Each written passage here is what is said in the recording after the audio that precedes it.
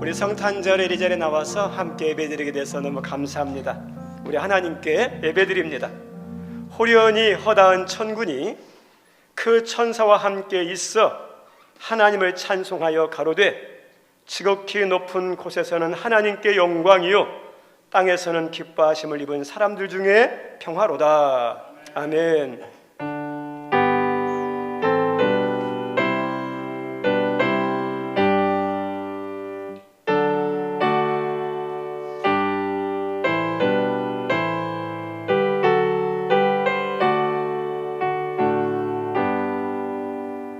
이 땅의 구원자로 육신을 입고 오신 아기 예수님의 탄생을 기뻐하며 예배할 수 있게 도우시니 감사합니다. 아무리 좋은 약도 먹어야 효능이 있듯이 이 땅의 구원자로 은혜의 주로 구원의 주로 축복의 주로 승리의 주로 오셨지만 그 예수님을 알고 믿을 때 예수님 안에 있는 놀라운 은혜들이 우리에게 있는 줄 믿습니다. 하나님 여기 있는 모든 분들이 예배를 통해서 예수님을 알고 믿게 하시고 그리고 한 걸음 더 나가서 그 예수님과 더 친밀한 교제가 풍성하게 도와주시고 나는 내려놓고 내 안에서 주님이 강력하게 역사하는 예수의 사람, 예수가 충만한 사람으로 변화되는 귀한 예배 시간 되게 하옵소서. 오늘도 우리 예배를 기쁘게 받으시고 영광 받으시는 하나님, 저희 예배 드릴 때도 모든 예배자들이 기뻐하며 즐거워하며 하나님 모두가 화목한 그런 축제 같은 예배가 될 수 있도록 성령님 주장하여 주옵소서. 예수님 이름으로 기도드리옵나이다. 아멘. 우리 찬송 125장 합니다. 찬송 125장입니다.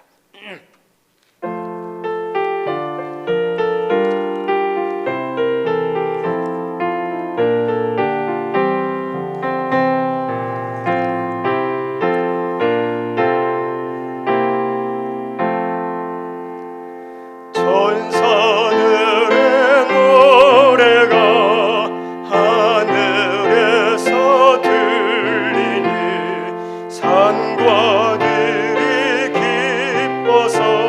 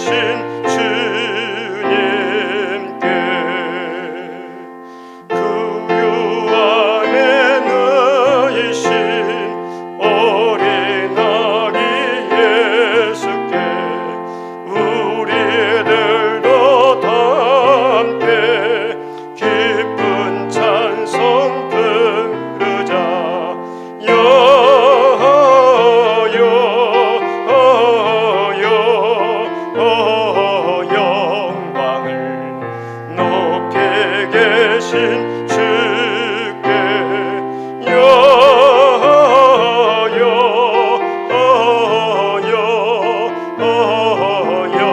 영광을 높이 계신 주님께 아멘.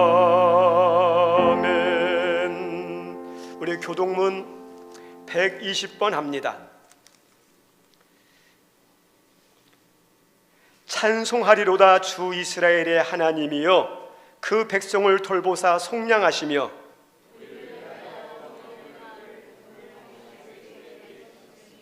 이것은 주께서 예로부터 거룩한 선지자의 입으로 말씀하신 바와 같이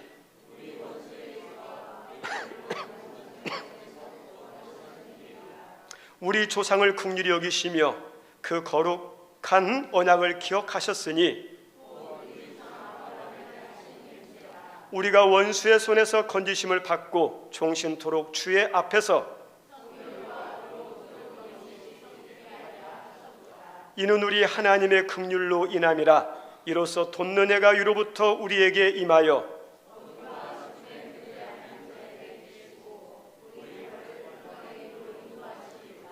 그러므로 주께서 친히 징조를 너희에게 주실 것이라.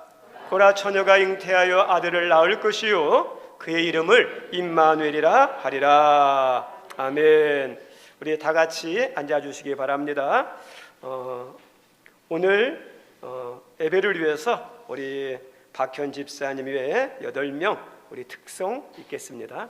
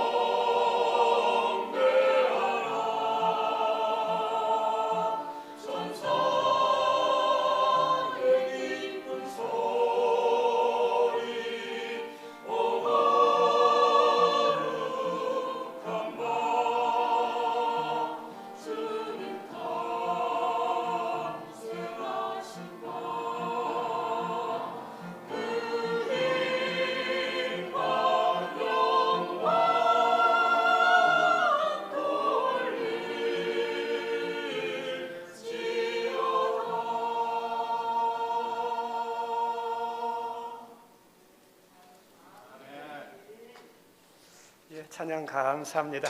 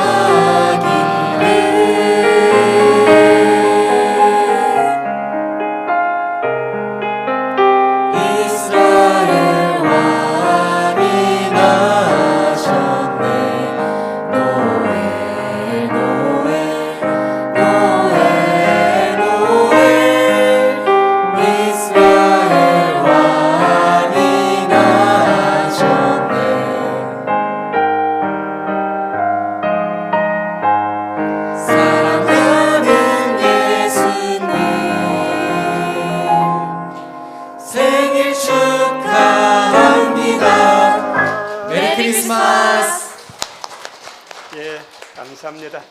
우리 예배를 위해서 김봉식 장로님 기도 인도합니다.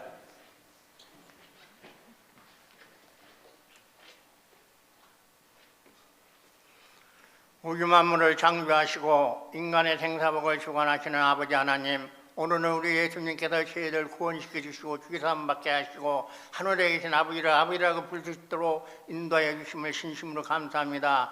예수님을 통하여 저희의 주기사함 받고 구원받고 하늘에 계신 아버지라고 부를 수 있도록 인도하여 주심을 감사합니다. 아버지, 간절히 기도하건대 우리 대한민국 부강한 나라가 되게 해주셔서 다시 이 땅에서는 전쟁이 일어나지 않게 하시고 우리의 지배받지 않고 지배할 수 있는 나라가 될 수 있도록 인도하시고 축복하여 주옵시기를 간절히 기도하고 원합니다. 아버지, 간절히 기도합니다. 대한민국 전 국민들이 다 예수 이름으로 말미암아 기독교 국가가 되게 하여 주옵소서. 대통령을 비롯해서 장차원다 임시할 때도 하나님 말씀 성경책 펴놓고 임시가는 그런 나라가 될 수 있도록 도우시고 축복하여 주옵소서. 감사와 찬송과 영광을 받으시기 합당하신 하나님, 우리 대한민국을 부강한 나라로 만들어 주시옵소서. 또 우리 전라북도를 위하여 기도합니다. 도중에서 전라북도가 제일 많이 낙후되었습니다. 우리 전라북도를 축복하여 주옵소서. 왜 낙후되었습니까? 사람은 먹고 사는 문제가 제일 큰 문제인데, 먹고 살려면 일을 해야 되는데 전라북도가 일거리가 없습니다.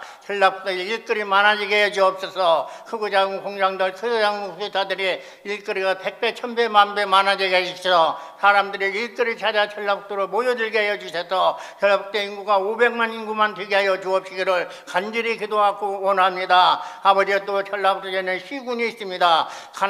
아나운서가 군사는 경제가 어렵다, 살기가 힘들다 몇 번 방송했습니다. 그러나 그래도 아버지, 군산이 경제가 어렵고 살기가 힘듭니다. 우리 군산을 축복하여 주옵소서. 군산의 아버지 하나님, 대기업, 중소기업, 그 회사들, 그 공장들의 일거리가 100배, 1000배 많아지게 해주시다. 사람들이 일거리를 찾아 군산으로 모여들게 하여 주옵소서. 특히 현대중공업이 일거리가 100배, 1000배, 만배 많아지게 하시고, 대우자동차 공장의 일거리가 100배, 1000배, 만배 많아지게 하시고, 한국요리가 일거리가 100배, 1000배, 만배 많아지게 해주시다. 사람들이 일거리를 찾아 군산으로 모여들게 해주시다. 군산의 인구가 100만 인구가 되게 하여 주시옵소서. 군산을 축복하여 주시옵소서. 사랑과 은혜가 충만하신 만군의 여호와 아버지, 세계에서 인구를 볼 때 군산이 제일 작습니다. 그러나 주님의 몸이 되신 성전이 제일 많은 게 군산이라고 합니다. 우리 군산을 축복하여 주시옵시고, 또 성전만 많은 것이 아니라 인구를 볼 때 예수도 제일 많이 믿는 게 군산이 되게 하여 주옵소서. 그런 나라가 어릴 때 새벽에 기도하는 사람이 많아지게 하시고,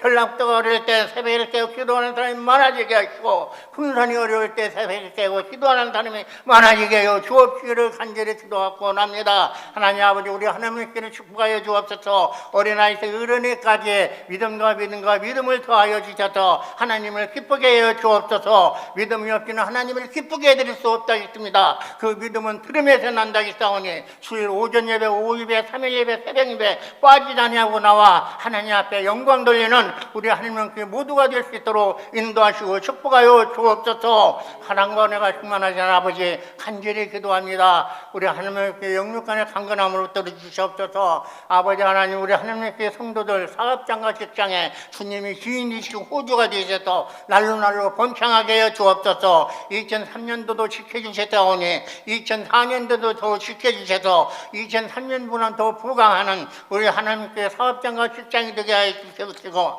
우리 하나님의 가정에도 사탄과 마귀의 귀신이 방해하지 못하게 하시고 성령님께서만 역사해 주셔서 편안하고 평온한 가정이 될 수 있도록 도우시고 축복하여 주시옵소서. 감사와 찬송과 영광을 받으시기 합당하신 하나님, 저희들은 미약합니다. 부족합니다. 그러나 주를 믿는 자는 능치 못한 일이 없고 여호와는 나의 목자시니 내가 부족함이 없다 했습니다. 우리 하나님께 어린아이에서 어른일까지 부족함이 없도록 들어주시고 이끌어주시도록 믿음으로 승리하는 우리 하나님께 모든 성도가 될 수 있도록 도우시고 축복하여 주옵소서. 우리 하나님께도 2003년보다도 2004년에는 더 부흥되게 해주셔서 이 자리가 차고 넘칠 수 있도록 하나님 인도하여 주옵시기를 간절히 기도하고 원합니다.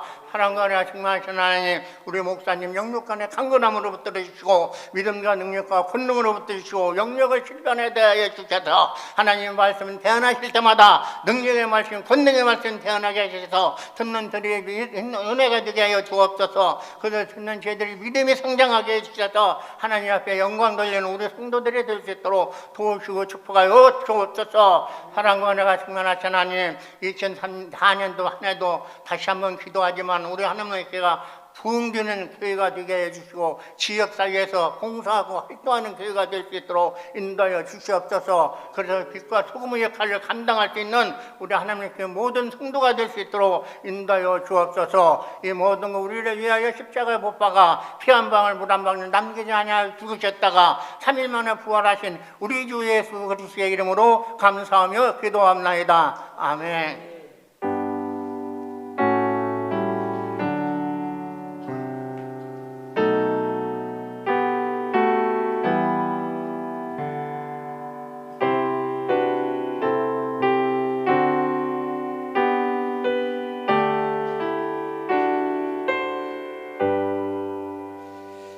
거룩한 성탄절 하나님께서 주시는 말씀은 마태복음 2장입니다.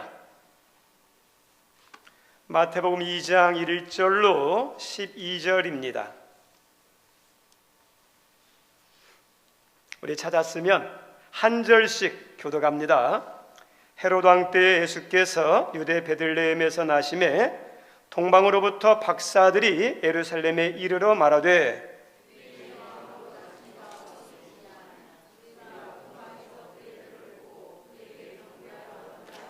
헤롯 왕과 온 예루살렘이 듣고 소동한지라.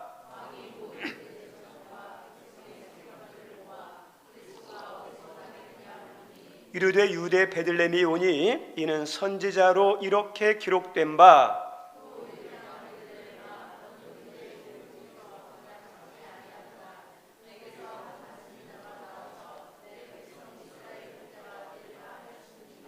이에 헤롯이 가만히 박사들을 불러 별이 나타난 때를 자세히 묻고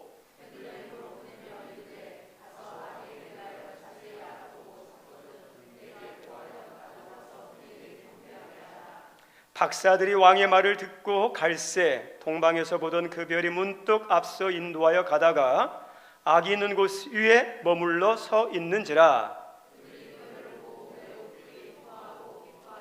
집에 들어가 아기와 그 어머니 마리아가 함께 있는 것을 보고 엎드려 아기께 경배하고 보배압을 열어 황금과 유향과 모략을 예물로 드리니라. 다른 길로 고국에 돌아가니라. 아멘. 우리 한 군데 더 보겠습니다. 요한계시록 22장 16절입니다. 요한계시록 22장 16절 함께 읽습니다. 나 예수는 교회들을 위하여 내 사자를 보내어 이것들을 너희에게 증언하게 하였노라. 나는 다윗의 뿌리요 자손이니 곧 광명한 새벽별이라 하시더라. 아멘. 항상 별을 보는 신앙이라는 제목으로 같이 말씀을 나누고자 합니다. 우리 설교 제목 같이 한번 읽어볼까요? 항상 별을 보는 신앙. 성탄절은 우리 예수님께 찬양하는, 영광 돌리는 그런 절기입니다. 성탄절에 대한 인터넷에서 한번 설문조사를 한 적이 있습니다. 성탄절에는 뭐가 떠오릅니까? 이렇게 질문했더니 거기에 대한 설문의 답들로 캐롤, 그 다음에 선물, 데이트, 여행, 그리고 트리, 이런 것들이 나와요. 근데 예수님에 대한 것은 몇 번째냐? 7번째가 나왔어요. 7번째. 생일에서 중요한 것은 주인공입니다. 생일자입니다. 그래서 생일자를 중심으로 축하하는 거죠.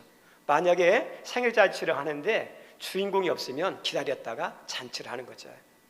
우리 성탄절에 있어서 누가 뭐라고 해도 주인공은 예수님이죠. 그래서 그 성탄절은 그 예수님에 대해서 좀 더 알고, 그리고 믿고, 그분께 찬양하고 그분께 예배드리는 날이 성탄절이에요. 우리 크리스마스 하죠. 근데 크리스마스라는 뜻이 뭐냐면 크리스, 예수님을 말합니다. 마스는 미사, 예배. 그래서 성탄절은 어떤 날이냐? 예배 드리는 날이에요. 그게 예배 드리고 그 다음에 우리가 즐겁게 하는 거지, 예배 없이 하는 것은 좋은 건 아니에요.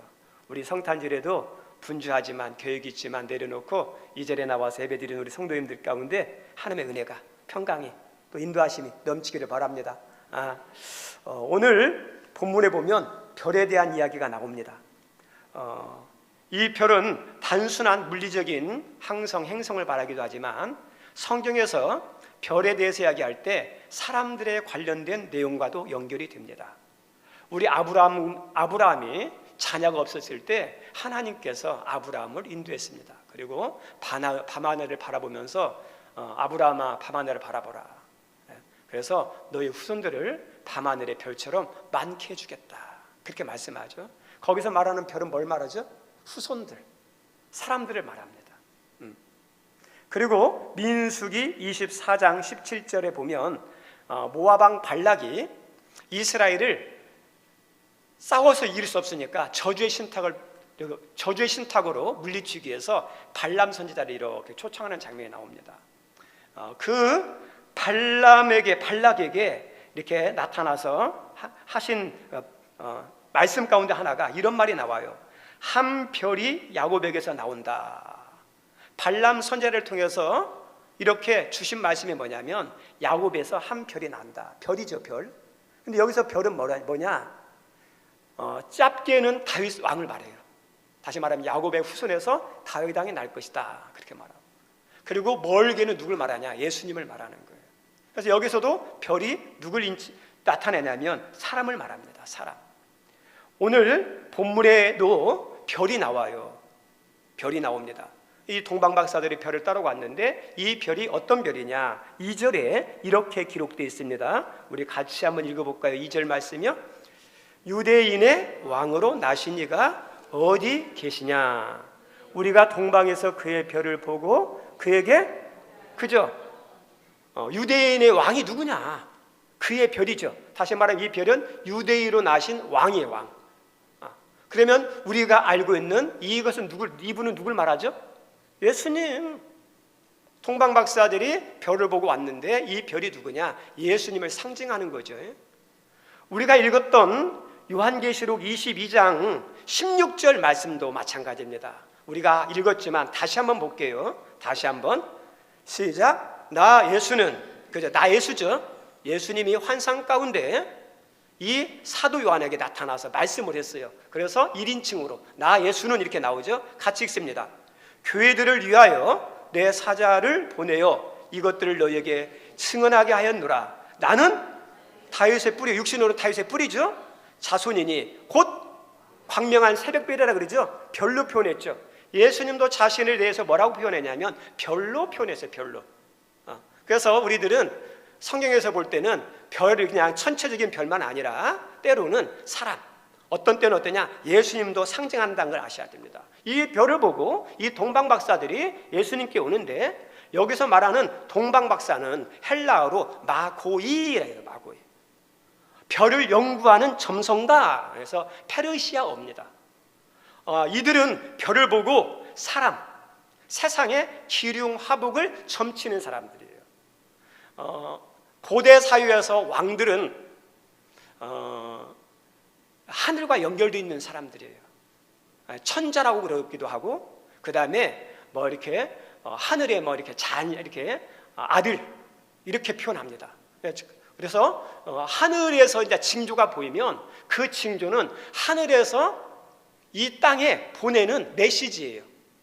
알려주는 뭐가 있어요. 그래서 하늘에 징조가 있으면 그걸 풀어서 그것을 알고 그것을 반영해서 정치를 해야 돼요.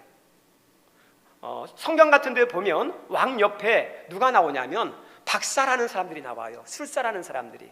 이 사람들이 가운데 많은 경우가 누구냐면 점성가들이에요. 별의 위치, 그런 바퀴 이런 것들을 통해서 하늘에서 뭘 알려주는지, 그리고 어떤 일이 일어날 것인지 기류화복을 알려가지고 왕에게 조언하고, 그것을 들은 왕이 이제 하늘의 뜻을 따라서 정치를 펴는.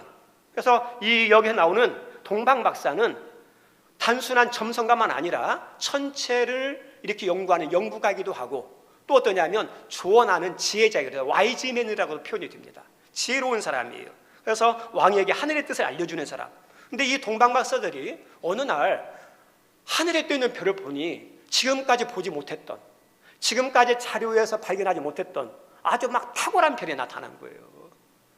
그래서 그 별이 뭘까? 이 사람들은 인간적인 직감적으로 지금까지 나타나지 않은 엄청난 별이나, 그리고 그 나타난 느낌과 그 기운이 어떠냐? 음울한 기운, 죽이는 기운, 사악한 기운이 아니라 어떤 기운이냐? 뭔가 애사롭지 않은 상스러운 기운이에요. 저 별이 뭘까? 위대한 왕의 별이다. 우리 성도님, 연구가들은 어디에서 연구가 시작되냐면 호기심이죠. 호기심 있는 사람도 연구가예요. 근데 뭘 보고도 호기심이 없으면 연구하면 안 돼요. 호기심이 있어야 돼요. 이 과학자들도, 이 점성가들도 별을 보면 호기심이 생긴 거예요. 그러니까 지금까지 보지 못했던 탁월한 상스러운 그 별, 왕의 별을 보니까 얼마나 궁금했겠습니까? 그래서 그 궁금증을 가지고 이분이 누군지 한번 만나고 싶다.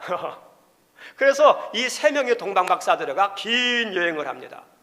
그래서 여기에 나오는 동방박사 이름이 누군지, 어떤 사람인지는 몰라요. 그런데 어쨌든지 이 사람들이 이 별을 따라서 이제 이 별의 주인공을 만나러 오는 내용이 오늘 본문입니다. 우리 성도님들, 이것이 가능할까요? 이 사람들은 정확하게 말하면 하나님을 정확히 믿는 사람은 아니에요. 유대인 신자도 아니에요. 우리 세례 요한처럼 예수님이 메시아임을 알고 준비한 그런 사람 아니에요. 그런데 어떻게 여기에 알고 또 이렇게 예수님을 이렇게 찾아와서 경배했을까? 우리가 할 때 믿음의 사람으로 생각하면 믿음의 사람 아니에요. 완벽한 믿음의 사람이에요. 이게 가능한 게 뭐냐면, 인간 안에는 뭐가 있냐? 하나님의 흔적이 남아있어요. 저 따라서 합니다. 사람에게는 하나님의 흔적이 있다. 우리 인간은 어디에서 왔죠? 하나님에게서 왔어요. 누가 뭐라고 해도 부인해도 우리 원숭이에서 온 게 아니에요. 하나님에게서 왔어요. 우리 지금 남북관계가 너무나 안 좋아서 참 안타까운데, 우리 예전에 남북관계가 좋았을 때 이산가족 상봉한 적이 있었어요. 30년, 40년, 50년이 지났는데 어렸을 때 보고 한 번도 본 적이 없는데 딱 쳐다보고 난 다음에 그냥 달려가면서 오빠, 누나, 엄마 이렇게 하죠. 우리 좀 이해가 되세요? 근데요, 가족들은 알아봐요. 본능적으로 알아봐요.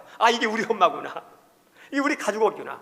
흔적이 보여있어요. 흔적이 남아있어요. 본능적으로 이 직감해요. 이게 우리 아이들하고 떨어졌다가 나중에 입양했던 아이를 이렇게 만나는 경우도 있어요. 예전에 TV 프로에서 했었어요. 근데 한 번 어렸을 때 때는 무슨 핏덩이 아이와 헤어졌는데 어떻게 부모님을 알겠습니까? 부모님도 모르죠. 그런데 그렇게 오랜 시간 떨어져 있었는데 딱 만나는 순간 알아보는 거예요. 그게 뭐 본능이에요. 본능. 왜요? 부모님의 흔적이 있기 때문에. 부모님의 흔적이 있기 때문에. 우리 기독교 화가 가운데 렘브란트라는 아주 유명한 빛의 마술사라는 화가가 있습니다. 이분의 작품은 대단합니다. 근데 이분이 초기 작품을 이렇게 그렸는데 이제 나중에 시간이 흐르면서 이렇게 분실이 됐어요. 근데 어느 한 허름한 창고에서 발견됐는데, 이게 뭐냐면 렘브란트 작품인 줄 몰랐어요. 그래서 경매에 붙였는데 $800 시작했어요. 근데 이제 그림이 좋으니까 $1,000,000까지 올라갔습니다. 근데 나중에 조사해 보니까 이 사람의 이 작품이 누구냐? 초기 10개 작품 가운데 가장 유명한 작품 가운데 하나인 그 작품으로 판명이 된 거예요. 그래서 다시 경매를 했는데 $400,000로 쭉 올라가는 거예요. 어떻게 찾을까요? 각 작가에는요, 작가 특유의 흔적이 있어요. 그래서 시간이 오래 흘렀어도 그 흔적들을 딱 찾아가지고 이 작품은 누구 것이다, 누구 것이다. 우리 음악 하시는 분들 아시죠? 음악 하시는 분들 같은 경우에 저작권 침해 논란이 있는데 많이 들어보면 내 노래인데? 내 노래 왜 이렇게 유명했지? 저작권 침해네? 그래서 어떠냐면 다 그 흔적이 있는 거예요. 그러면 우리 성도님은 다시 질문합니다. 우리 이 세상을 누가 만들었죠? 하나님이죠. 하나님이 만든 작품에는 하나님의 흔적이 있을까요? 없을까요? 있어요. 사람에게도 하나님의 형상의 흔적이 있어요. 흔적이 있어요. 본능이 있고. 그리고 세상에도 하나님의 작품의 흔적이 있어요. 우리 로마서 말씀에 보면 이런 말씀 나와요. 로마서 1장 한번 볼까요? 로마서 1장 18절 우리 같이 한번 읽어보죠. 시작. 하나님의 진노가 불의로 진리를 막는 사람들의 모든 경건하지 않음과 불의에 대하여 하늘로부터 나타나는, 이게 무슨 말이에요? 심판이죠. 하나님의 진노가 반드시 있다는 거예요. 내가 지금은 내 멋대로 살아도 하나님 안 믿어도 다 문제 없는데, 심판 없는데, 어려움 없는데, 아니에요. 하나님이 지금 참으시는 거예요. 기다리는 거예요.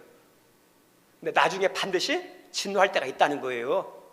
진노할 때가. 그래서 하나님의 진노가 반드시 임하는데 19절 말씀 함께 읽습니다. 이는 하나님을 알만한 것이 그들 속에 보임이라. 하나님께서 이를 그들에게 보이시나. 하나님을 알만한 것이 그들 속에 있다 없다? 불신자들이 그래요. 하나님 알만한 게 아무것도 없네? 아니에요. 하나님께서 불신자 속에서 하나님 알만한 게 다 있대요. 하나님 흔적이 있다는 거예요. 그리고 또 하나 20절 말씀 같이 읽습니다. 창세로부터 그의 보이지 아니하는 것들 곧 그의 영원하신 능력과 신성이 그가 만드신 만물에 분명히 그죠? 그의 하나님의 능력과 신성이 어때요? 만물 위에 분명히 보여 있다는 거죠. 그래서 사람들이 부인할 수 있다 없다? 부인 못해요. 어렴풋이나 알아요. 그래서 완벽한 하나님, 완벽한 능력을 모르지만 어렴풋하게 이건 인간이 아닌데, 이게 대단한 건데, 인간을 뛰어넘는 건데 어렴풋하게 어떠냐? 알 수 있어요. 그래서 모든 사람은요 완벽한 하나님은 못 섬기지만 신에 대한 것은 알아요. 고대 사회부터 그래서 뭐가 있었죠? 종교가 있었어요. 왜요? 그 안에 신성이 있으니까. 하나님을 대한 정확한 지식이 없어서 그렇지. 만물에도 어때요? 다 하나님의 창조의 흔적이 있어서 그 세상 사람들이 하나님 심판받을 때 나 하나님 몰라서 그랬는데요? 나 몰라서 그랬는데요? 아니야. 창세의 모든 만물 가운데 나의 흔적이 있어. 너희들 다 알잖아. 이미 알고 있잖아. 왜 모른 척해? 그 진노의 심판에서 변명할 수 없다는 거예요. 흔적이 있어요. 별도 마찬가지. 이 박사들도 연구해 보니까 어때요? 이 사람도 구도자 같아요. 신을 추구하는 사람. 그걸 찾다 보니까 위대한 신의 흔적을 발견한 거예요. 그 궁금해서 그걸 찾아서 오는 겁니다. 우리 성님들 별을 오는데 오늘 별 보면 별의 기능 가운데 하나가 길을 잃지 않도록 인도하는 내비게이션 역할이에요. 별을 인도하는 별은 오늘날에는 내비게이션이 있어서 처음 가는 길도 잘 갈 수 있어요. 그런데 옛날에는 내비게이션이 어디 있습니까? 없잖아요. 그래서 그 내비게이션 역할을 한 것이 별입니다. 별. 사람들이 넓은 바다를 항해한다든지 산을 이렇게 넘는다든지 처음 가보는 갈 때 동서남북이 어딘지 몰라요. 이것만이라도 알아야 찾아갈 수 있거든요. 근데 그 역할을 하는 것이 방향을 잡아주는 것이 북극성이에요. 북극성. 다 들어보셨죠? 북극성. 크게 유난히 빛나는 별. 그리고 그 별이 보이지 않는다. 구름에 가렸다든지. 그리고 어떤 것이 북극성인지 모른다 그러면 그 위치를 알려줘요. 그래서 왼쪽에는 북두칠성, 오른쪽에는 가시오페이가 해서 W 이렇게 돼 있죠. 그래서 우리 어렸을 때 천체 이렇게 찾잖아. 저 북두칠성이다. 저 가시오페 자리다. 그러죠? 그래서 그 중간에 뭐가 있어요? 북극성이에요. 북극성. 북극성을 보고 방향을 잡는 거예요. 방향을. 우리 팔레스틴 지역은 좀 뜨겁습니다. 뜨겁다 보니까 사막에서 여행을 어떠냐? 낮에는 움직이지 못해요. 언제 합니까? 밤에. 밤에 하는데 밤에는 길이 안 보이잖아요. 내비게이션이 없잖아요. 그래서 별 보고 가는 거예요. 별 보고. 그래서 별은 안내자 역할이에요. 올바르게 갈 수 있는. 오늘 본문에 나오는 이 동방박사들 인도한 것도 어떠냐면 이 별이 인도하는 거예요. 별을 따라서 왔더니 이제 예수님 가까이 오는 거죠. 우리 귀한 선생님들, 우리 인생의 나침판은 누굴까요? 여러분의 인생의 방향, 여러분 올바르게 가는, 여러분 어떠냐? 진리의 길, 생명의 길, 구원의 길, 축복의 길로 가는 내비게이션이 누굴까요? 예수님이에요. 예수님 따라가야죠. 우리 성도님의 길이 어디 있습니까? 세상의 길이 아니에요. 예수님이 길이에요. 내가 곧 길이요 진리요 생명이니 이렇게 나오죠. 그래서 우리 성도님들은 세상의 길이 아니라 누가 이렇게 닦아놓은 길이 아니라 그 길이 다 막혀 있을지라도, 그리고 그 길이 완벽히 넓은 길이라 할지라도 그 길을 가면 안 돼요. 예수님을 따라가는 거예요. 밀림에서 선교하시는 분이 있었는데 어떤 이 선교지에 그 교회에 있는 사람들이 선교지 가려고 그러는 거예요. 근데 가려고 하는데 길이 안 보여요. 그래서 이 안내하는 사람에게 길이 어딥니까? 왜 지도도 안 나오는 오지니까. 그랬더니 그분이 그런 얘기를 해요. 내가 지도입니다. 나 따라오십시오. 그 말이 맞잖아요. 우리 성도 우리 인생의 길은 누가 인도자예요? 예수님입니다. 저 따라합니다. 나의 인생의 인도자는 예수님이다. 아멘? 예수님이에요. 예수님 따라가면 편할까요? 어려울까요? 힘들어요. 그래서 성경은 좁은 길로 표현해요. 예수님 믿는 거, 예수님 따라가는 거, 말씀대로 살아가는 거 힘들어요. 근데 신앙은 뭘 언제 보냐? 지금 보면 아니라 마지막을 봐야 돼요. 말씀대로 살아가는 인생 어떠냐? 나중에 승리예요. 인도자예요. 예수님이 인도자입니다. 어쨌든 오늘 본문 말씀에 보면 이 동방 박사들이 별을 따라서 이렇게 갔는데 이제 이스라엘에 들어와서 이제 아기 예수님이 태어난 그 위치에 가까이 와서 딱 이렇게 있는데 갑자기 별이 보이지 않는 거예요. 네, 별이 보이지 않는 거예요. 왜 별이 보이지 않았는지 이유는 나오지 않아요. 그런데 인간적으로 추측해 볼 때 어떠냐? 이 사람들은 이제 별을 주목하는 것이 아니라 자기의 상식이 작동해요. 이성이 작동해요. 이제 여기 왔구나. 별이 이제 거의 다 가까이 온 것처럼 느껴지네. 그래서 이제는 뭐냐? 별을 주목하지 않고 별의 인도를 막 민감하게 반응하지 않고 상식이 작동하고 이성을 작동해요. 근데 이분들이 이성과 상식을 보니까 위대한 왕이니까 어디에 있겠습니까?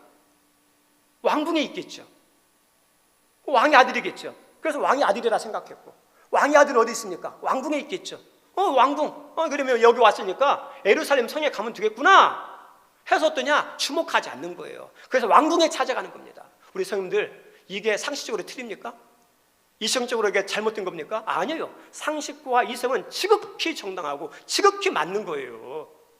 우리 예루살렘 성과 베들레헴은 8km 차이 나요. 많은 차이 안 나잖아요.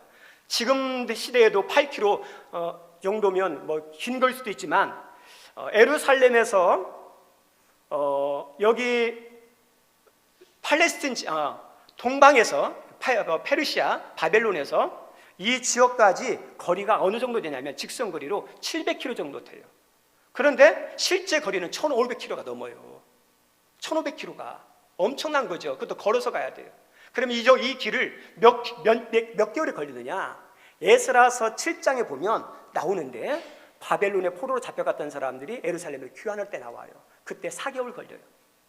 4개월. 그래서 4개월 동안 와서 딱 보니까 어떠냐면 별이 어떠냐, 거 멈춘 것처럼 보이는 거예요. 그래서 내려놓고 상식으로 작동해서 그래서 어떠냐, 이 예루살렘 성과 베들레헴은 8km밖에 없으니까 임금이니까 예루살렘 성 안에 있겠구나. 그래서 성에 들어가요. 그리고 이 왕은 어떠냐, 왕궁이죠. 그냥 마국간이 아니잖아요. 어떻게 마국간에 태어나냐, 왕이 위대한 왕이 마국간이 아니라 왕궁에서 태어날 것이다. 구유가 아니라 엄청난 화려한 침대에서 태어날 것이다. 그것을 그렇게 생각하고 왕궁에 갔어요. 우리 성도님들, 이성과 상식이 작동하면요, 주님이 보이지 않아요. 주님의 인도는 보이지 않습니다. 자기 생각대로, 자기 상식대로 살아요. 우리가 세상에서 살면서 상식으로 살아도 문제 없어요. 솔직하게. 이성 따라 살아도 문제 있을까요? 없을까요? 지극히 정상이에요. 이성을 따라 상식을 따라서 열심히 하면 세상에서 성공해요. 그런데 믿는 사람은 뭐 따라가야 돼요? 이성과 상식이 있지만 이성과 상식을 뛰어넘는 주님의 인도를 받아야 되거든요. 여기 있는 동방 박사들이 별을 잘 따라서 1500km를 거 왔다가 마지막에 별을 잃어버려요. 별이 보이지 않습니다. 그리고 자기 상식과 자기 이성을 따라서 그 유대인의 예루살렘 성전에 들어가서 거기에 있는 헤롯 왕을 이야기하죠. 그래서 유대인의 왕으로 나신 사람이 누굽니까? 물어보니까 이 왕이 어때요? 우리 집안에는 왕이 난 사람이 없는데? 그래서 뭐냐? 이 헤롯이 분노하는 거예요. 이 왕이 있으면 우리는 죽으니까 이 왕을 죽여야겠다. 그래서 이 동방 박사를 가고 난 다음에 박사들에게 물어봐요. 어디서 태어나냐? 베들레헴에서 태어난다. 그래서 만 2세 아이의 남자 유아 대학살을 누가 일으키죠? 헤롯이라는 사람이. 왜요? 대헤롯이 죽였지만 여기에 미세한 원인을 제공한 사람이 누구냐면 동방 박사들이에요. 거기 찾아가서 상식을 따라갔다가 이성을 따라갔다가 그걸 알려줘가지고 분노한 이 헤롯이 그걸 죽이는 거예요. 우리 성도님들, 우리 믿는 사람도 인간이에요. 이 세상에 있을 때는 지극히 상식적인 것이 있어요. 믿는 사람은 상식이 있어야 돼요. 믿는 사람은 이성이 있어야 돼요. 믿는 사람은 여러 가지 정보나 지식들 같은 것도 많이 알고 있어야 돼요.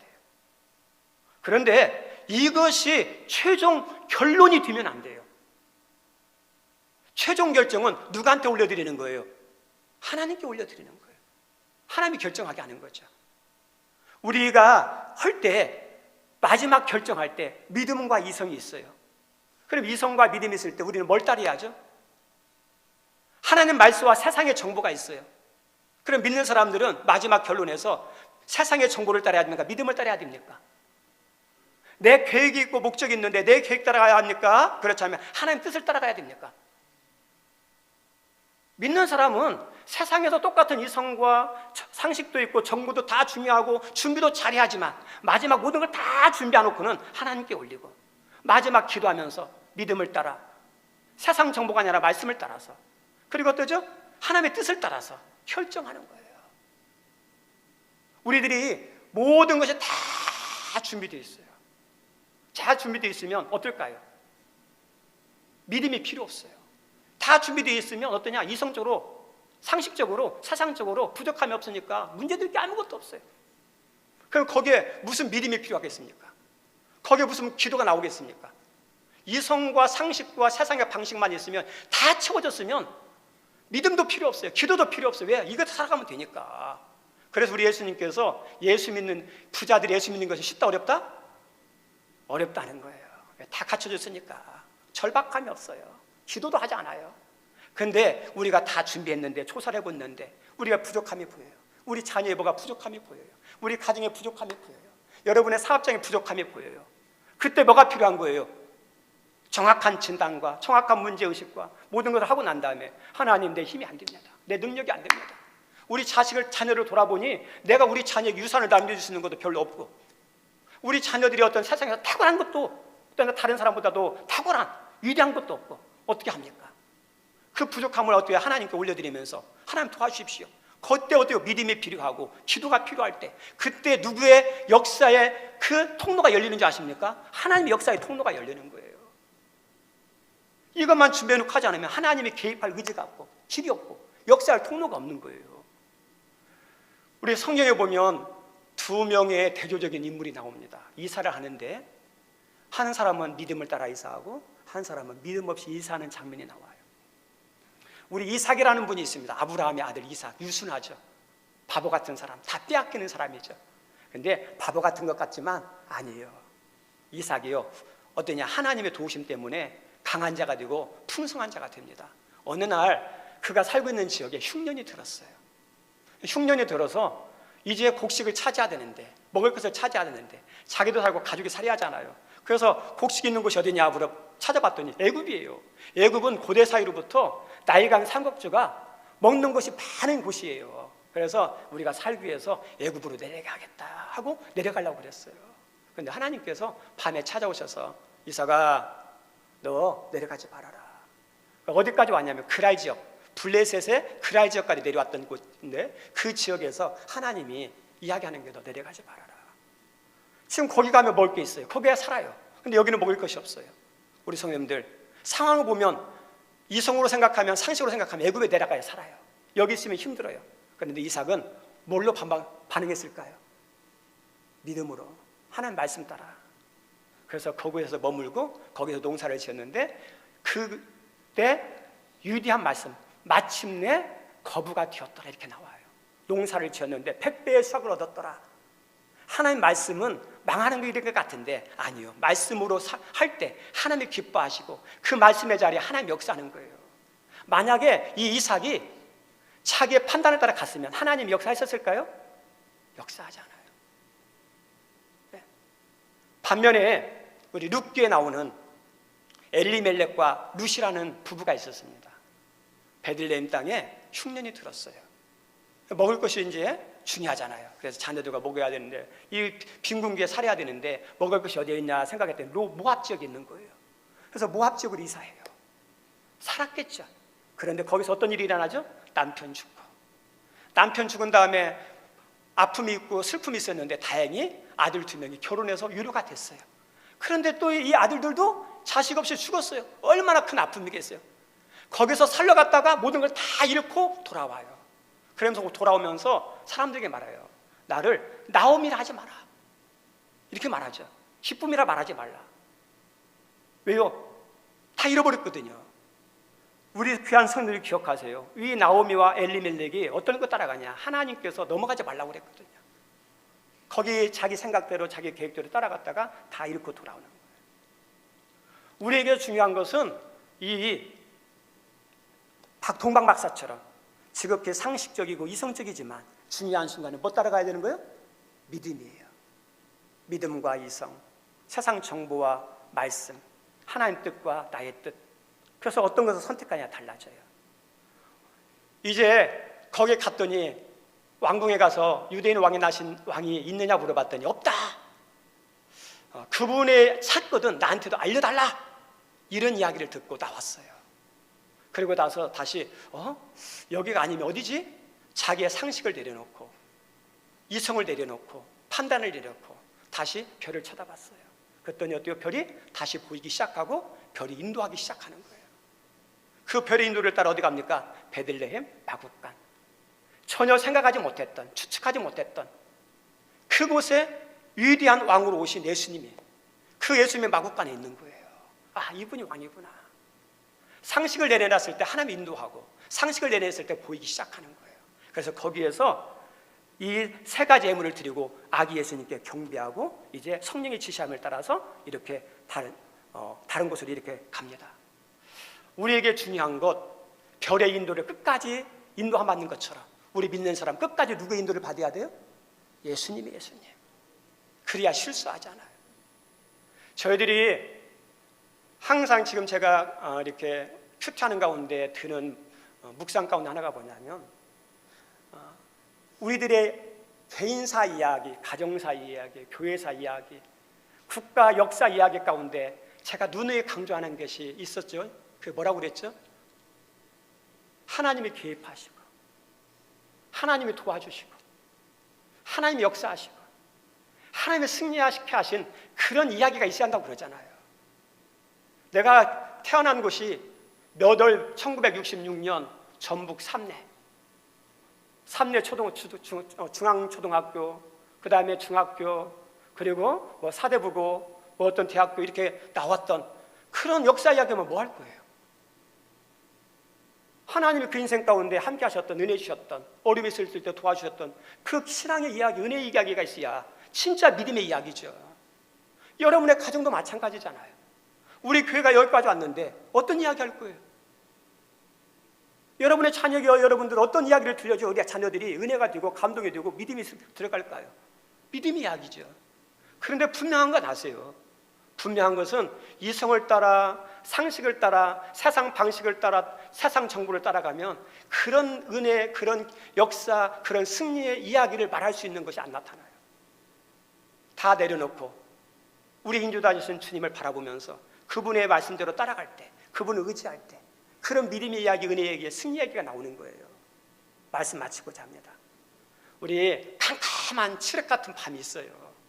별이 많은데 그날따라 별이 안 보여요. 얼마나 캄캄한지 몰라요. 별이 안 보이면 한 치 앞도 볼 수가 없잖아요. 낭떠러지에 떨어질 수 있고 넘어질 수도 있어요. 근데 갑자기 별이 보이면 어떠죠? 얼마나 좋은지 몰라요. 어느 날 우리 하나님께서 아브라함에게 찾아오셨어요. 아브라함아. 근데 그 아브라함의 인생이 별이 없는 암흑이었거든요. 절망이었거든요. 점점 나이는 먹어가는데 가장 중요한 후손은 없어요. 근데 하나님께서 밤하늘의 별을 보면서 야, 별 봐라. 별이 뭔지 아냐? 너 후손을 저렇게 많게 해줄 거야. 다시 말하면 하나님께서 밤하늘의 절망의 인생 같은 아브라함에게 별을 보여주면서 희망을 주는, 소망을 주는 이야기예요. 소망은 어디서 오느냐? 하나님께서 오거든요. 우리 성님들 지금 힘듭니까? 어렵습니까? 막혔습니까? 계획이 안 되는 것도 있습니까? 그런데 그 암울한 시대 속에서도 이 힘든 절망의 자리에서도 앞길이 보이지 않는 긴 터널과 같은 지금 길이, 인생의 길을 이렇게 걸어가는 속에서도 하늘 위에 있는 주님을 바라보십시오. 그럼 어떻습니까? 어두운 것 같은데 세상의 빛은 보이지 않는데 도움의 손길은 보이지 않는데 구원의 손길은 보이지 않는데 우리 주님의 은혜의 손길은 보여요. 구원의 손길이 있어요. 그 주님을 바라보면 반드시 길이 보입니다. 그리고 그 주님을 의지하면 지금의 자리에서 인도하는 것이 있어요. 주님을 의지하고 기도할 때 뭐요? 하나님의 역사하심이 시작됩니다. 예? 그래서 우리들은 한순간도 별을 놓치면 안 돼요. 항상 별의 인도를 받아야 돼요. 우리 믿는 사람은 항상 주님의 인도를 받아야 됩니다. 우리 예수님이 이 땅에 오신 이유가 뭘까요? 다시 한번 묵상했으면 좋겠어요. 예수님이 왔으니까, 예수님이 오신 이유가, 야 이제는 네 마음대로 살아라, 네 생각대로 살아라, 네 원하는 대로 살아라, 네 감정대로 살아라, 너 하고 싶은 대로 살아라. 그래서 그러기 위해서 예수님 오셨습니까? 아니에요. 구원자로 오셨지만 주님을 바라보면서 너의 계획이 있고 생각이 있고 뜻이 있고 원하는 게 있지만 그대로 살지 말고 이 땅에 구원자로 오신 예수님을 주목하면서 그분의 인도를 받으면서 그의 도우심을 구하면서 살아라. 그런 의미로 이 땅에 오셨어요. 여기에 있는 분이 이 성탄절 예배에 구원자로 오신 그 주님을 다시 한번 믿고 그 주님을 사랑하고 그분의 인도를 따르는, 그래서 내 인생의 이야기 가운데 하나님이 역사한, 승리한, 도와주신 믿음의 이야기들이 가득한 우리 성도님들, 가정들, 사업장들 모든 계획이 충만하기를 주님의 이름으로 축원드립니다. 우리 시간에 찬양합니다. 모든 상황 속에서 여러분이 어떤 상황인지 모르겠지만 그 상황에서 감사를 선포하시고 찬양을 선포하십시오. 네.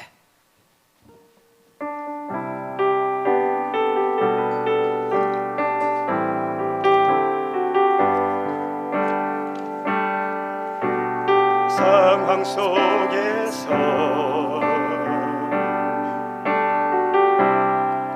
주를 찬양할지라. 주는 너의 큰 상급,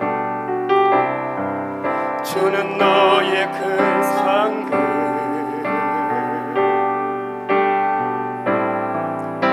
큰 도움이시라. 모든 상황 속에서, 모든 상황 속에서 주를 찬양할지라. 주를 찬양할지라.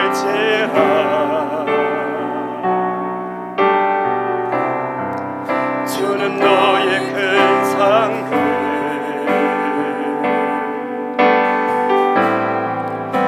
큰 도움이시라.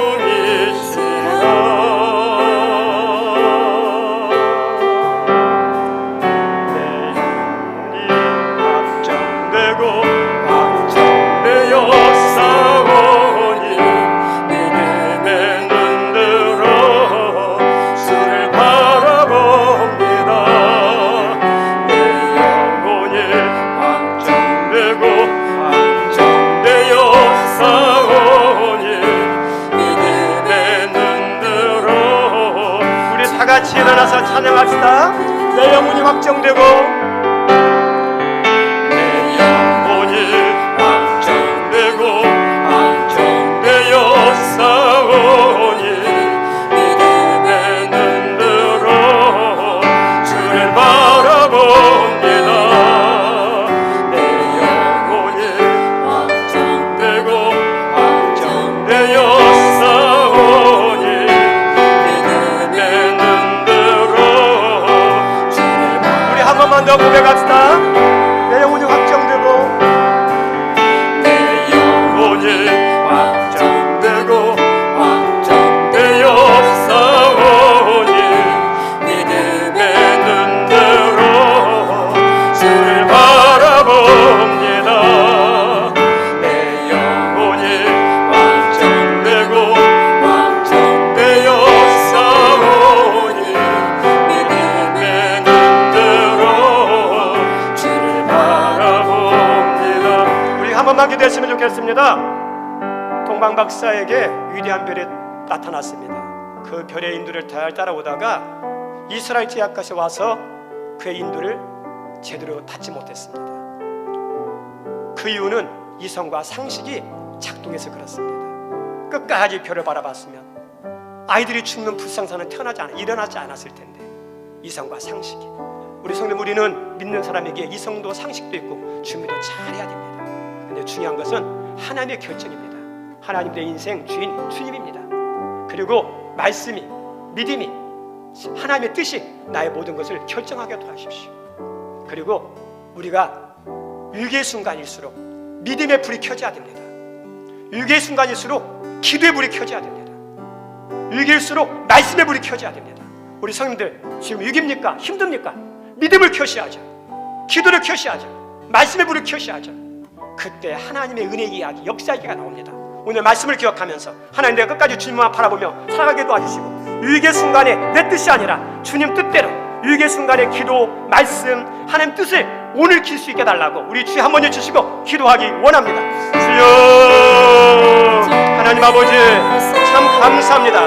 오늘도 우리 귀한 성도 이 자리에 불러주셨사오니 하나님 감사합니다. 주님, 이제 이 땅에 아기 예수님 오셨는데 동방박사가 그 아기께 경배하기 위해서 별을 보고 찾아왔습니다. 잘 따라왔다가 마지막 순간에 별을 놓쳤습니다. 이성과 상식이 작동하는 순간 별이 보이지 않았습니다. 하나님, 이제 우리들이 상식만 의지하고 이성만 의지하고 세상의 정보만 의지하고 하나님의 뜻만 의지하게 나갈 때는 좋은 것 같지만 나중에는 하나님 안 좋은 일이 일어납니다. 우리가 힘들어도 어려워도 주의 모든 순간에 믿음으로 반응하게 도와주시고 말씀으로 반응하게 도와주시고, 하나님 세상의 방법이 아니라 하나님의 방법으로 하나님 뜻으로 반응하는 저희들 되게 하여 주옵소서. 그래서 우리 인생 가운데 주여 믿음의 이야기, 은혜의 여기가 넘쳐나게 도와주옵소서.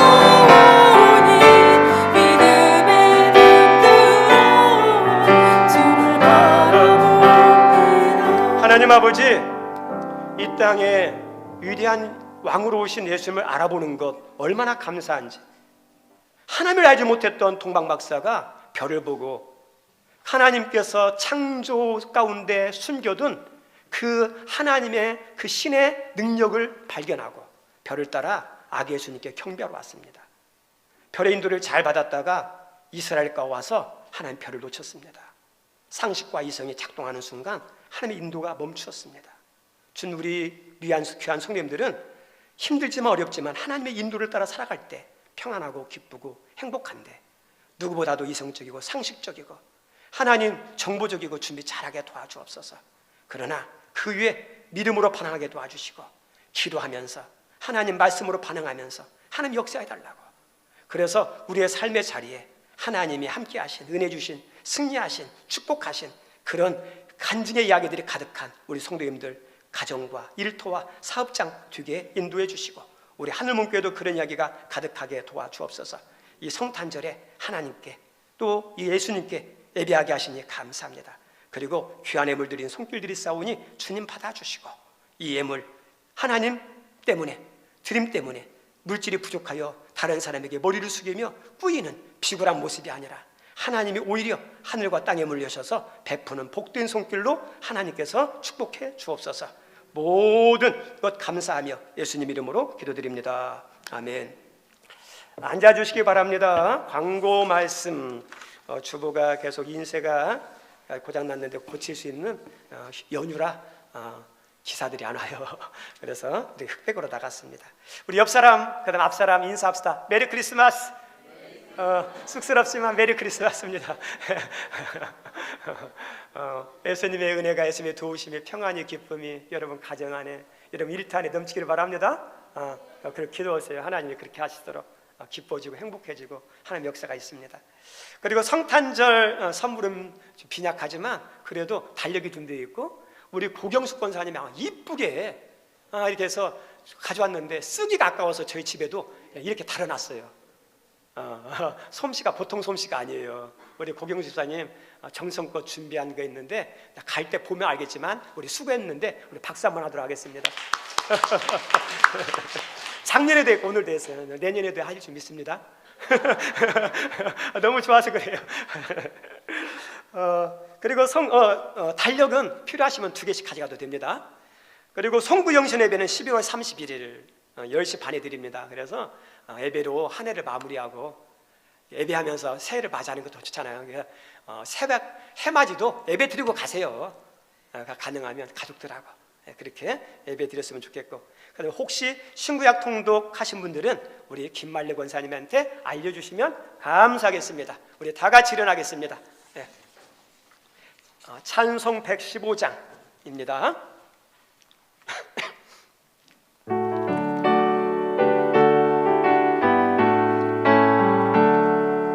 기쁘다 구주 오셨네, 상한 백성 맞으라.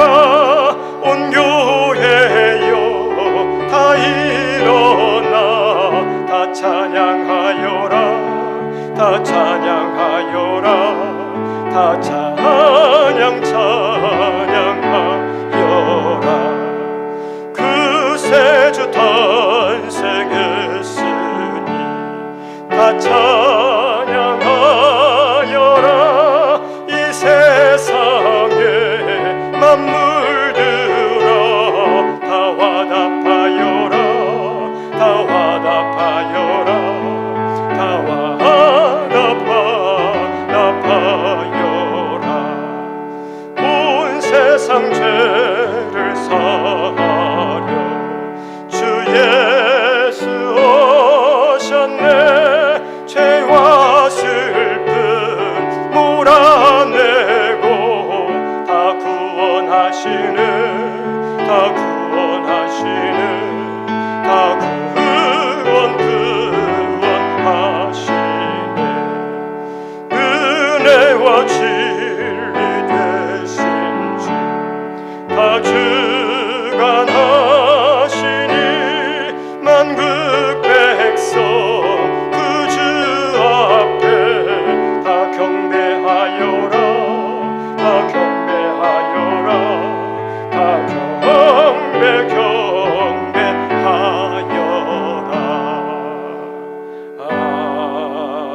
아멘. 이제는 우리의 모든 죄를 하나님 해결하시고 우리에게 잃어버렸던 천국의 에덴의 기쁨, 천국의 하나님 축복을 회복하시려 오신 우리 예수님의 그 크신 은혜와 그리고 저희들을 항상 함께 하시고 늘 축복하시기를 기뻐하시는 우리 하나님의 그 크신 사랑과 아기 예수님이 누구인지 그리고 주님을 주목하며 끝까지 주님의 인도를 받으며 살 수 있도록 역사하셔서 마침내 끝까지 하는 자에게 큰 은혜를 누릴 수 있도록 도와주시는 성령의 감동감화 교통하심이 이 성탄절에도 이 자리에 나와 예배하며 기쁨의 시간을 보내는 우리 성도님들과 또 참여하지 못한 우리 성도님들 그리고 가족과 가정과 일터 위에 영원토록 함께하옵시기를 간절히 축원하옵나이다. 아멘.